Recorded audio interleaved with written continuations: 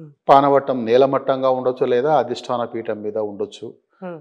అట్లా అట్లాంటి ఎత్తైన దాని మీద ఉండొచ్చు, అట్లా ఉండొచ్చు. ఇక్కడ కూడా ఎత్తైన అధిష్టాన పీఠం మీద 2 శివలింగాలు ఉంటాయి. హ్మ్.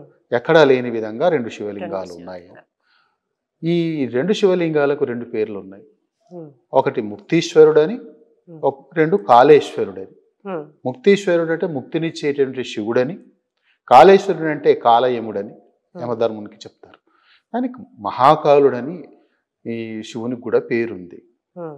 ఈ 2 జోడు లింగాలు ఒకే పానవట్టం మీద ఉండేది ఒక కాళేశ్వరంలోనే ఉందని చెప్పడం అది నిజమేం కాదు.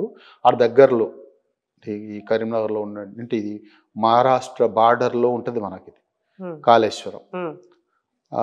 దాని పక్క అంటే ఈ కాళేశ్వరం ఎక్కడ దేవాలయం కట్టినారో, దేవాలయాలను నిర్మించేటప్పుడు జల ప్రవాహాలను, నది ప్రవాహాలను చూసుకొని నిర్మించే ఒక పద్ధతి ఉంది. హ్మ్. అది బౌద్ధుల కాలంలో వచ్చింది. ఎక్కడైనా సరే ఒక నది ఉత్తర వాహినిగా ఉత్తర దిశగా తిరిగి ఉంటే అది పవిత్ర స్థలంగా, మహాత్మ్యం గల స్థలంగా భావించి అక్కడ బౌద్ధ స్తూపాలను కట్టేటువంటి ఆచారం బౌద్ధులలో ఉంది.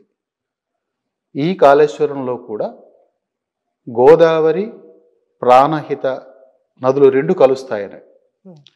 అట్లా అదే ఈ 2 నదులే కాదు, అంతర్వాహినిగా సరస్వతి నది వచ్చి కూడా కలుస్తుంది. ఎక్కడ సరస్వతి, ఎక్కడ ఈ మరి గోదావరి ప్రాణహితలు, హ్మ్. మనకు విశ్వాసం, ఒక నమ్మకం, పౌరాణికం.